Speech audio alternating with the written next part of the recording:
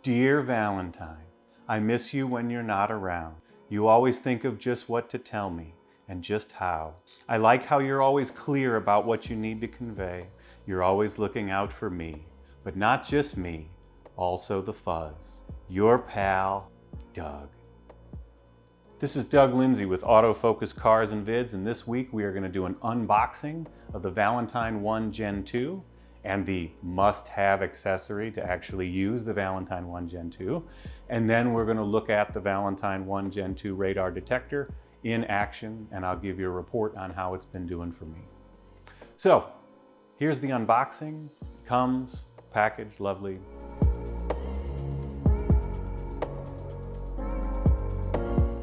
Inside you've got the visor mount, and it comes with a coiled wire.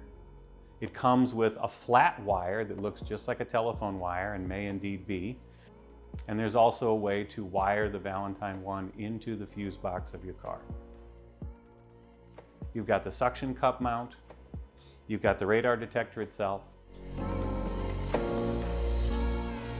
Now, when I set up the Valentine 1, and I tried to use it in the Porsche Boxster, I ran into some problems. If I try to use it hooked to the visor, it takes me far away from the road to actually see what's happening. I have to look up, and it's not great. If I put it on the passenger side, I have to look up significantly and again, away from the road. So it's not great. Further, the Valentine 1 people are very clear. All they need in life is an unobstructed view, front and back. And then the radar detector will work fine. And in a sports car with a rag top, that's just not achievable from the visors.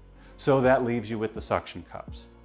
When I tried the suction cups on a trip on a Maxima, Valentine 1 fell down several times while we were driving. It's not great. They come with different size suction cups, and we didn't change them out and try each one. A good thing about them is that they have a pry bar that lets you pull them off quickly when you're going somewhere, gas stations or shopping or something else. But that can wiggle itself loose when you're driving if the Valentine 1 isn't perfectly balanced. Next, it's just a hassle to use the suction cups. To put them up, take them down, put them up, take them down. If you go run errands at 4 or 5 different places, a Target, a Home Depot, a handful of places like that, and you're not comfortable leaving the radar detector there in the windshield, then you have to take it down each time, and you have to put it back each time. So that becomes a challenge, and that becomes annoying, and it raises the risk that the thing is just simply gonna fall when you don't want it to. So to me, the Valentine 1 with the mounting options that it comes with is of limited utility when it comes to a sports car. For a minivan, for a lot of sedans, it may be wonderful.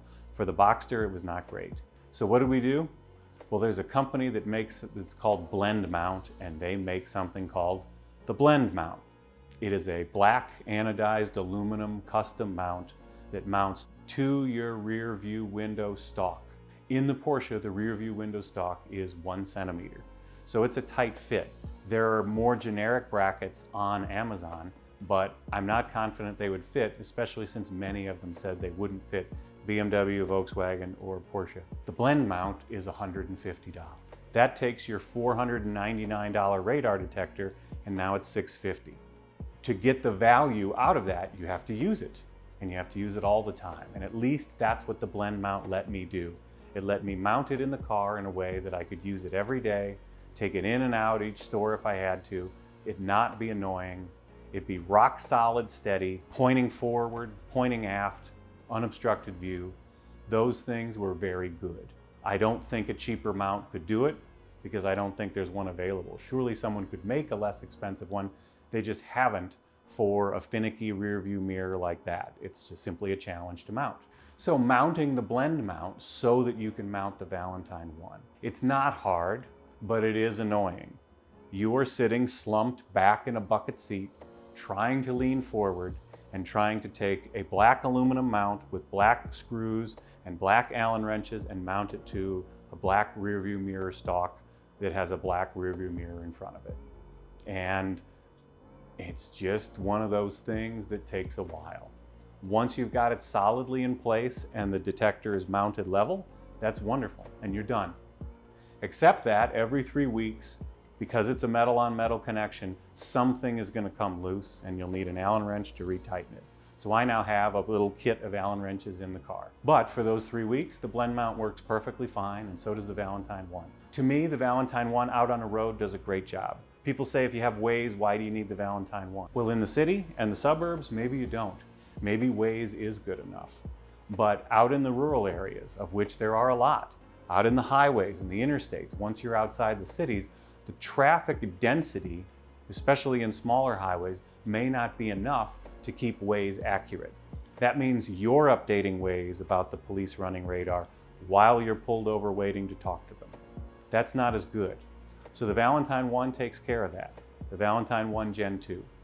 And again, this is the Valentine 1 Generation 2. Over the years, the radar landscape has changed. So many cars have adaptive cruise control that they have radar on board. In logic mode, which is what I use for the Valentine 1 Gen 2, I have very few false alarms. Sure, if I drive by a grocery store, it's gonna make noise. If I drive by a what's your speed sign, it's gonna make noise. Those I expect. But if it starts going nuts on a KA band, then I expect there to be a cop, and there usually is. It might take me 2 minutes to find it. Maybe I'm driving in the same direction as the policeman who has the radar just on, and it's gonna take us a while. Maybe they're in front of me, maybe they're behind me. We eventually figure that out. Maybe you're at a stoplight and the police are at the other stoplight 4 cars back, and this thing is freaking out and you're saying, what's going on? That's what's going on. So when it is insistent about KA band, you should pay attention, because it's telling you that someone's running radar, and it's usually a policeman. So that's the story. To me, these things work together. They work together like peanut butter and jelly. The blend mount, of course, is useless without the Valentine 1, but the Valentine 1 or most other radar detectors, I assume, would not be very helpful or very useful in a sports car setup without something like the blend mount. So that is a market need that is being addressed by this company, and I'm glad they are, because otherwise I would have a radar detector that's capable of doing a stellar job if only I could get it to mount squarely and reasonably without being a hassle each time I get in the car. Now, there are hard wire options. You can wire your Valentine 1 to your rear view mirror if it is auto dimming features. I didn't do that. You can wire your Valentine 1 Gen 2 into the fuse box. I didn't do that. Why not? Well, to me, first off, the guy who put in my backup camera and my front-facing camera was worried that mounting it to the mirror, he said, 1, don't do it, and 2, it could cause a warranty issue.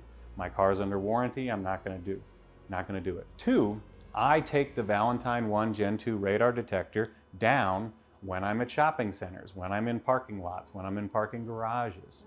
And if I have to do that anyway, then I would have to disconnect it from the power. And if I'm gonna plug in and disconnect something again and again and again, I'd rather it be the 12-volt plug in the glove box than some tiny wire that's hooked into the rear view mirror.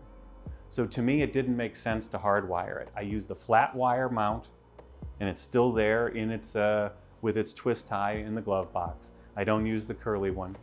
It's very unobstructive. It gives me a great view of the road, a great view of the Valentine 1, and to me, it's done a great job.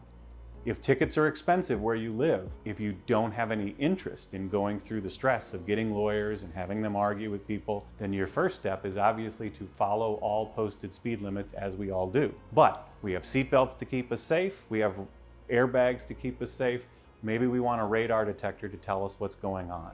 And to me, it is worth the price, and I would do it again, but I could certainly understand if somebody didn't think it was worth the price. But understand that you could be sitting on the side of the road talking to somebody because you didn't know that there were police running radar. And that's the thing, a lot of the cops simply drive around with the radar gun on. I see that now that I have the Valentine 1 Gen 2. So, what are you running? Is Waze good enough for you? Do you have a radar detector? Do you have a laser jammer and you're sort of leagues beyond what I'm talking about? How has this all worked out for you? Leave a comment, leave a like, subscribe to the channel. This is Doug Lindsay with Autofocus Cars and Vids for the Valentine 1 Gen 2 and its partner in crime, the blend mount. Very expensive friends, not much use to each other without each other. Goodbye.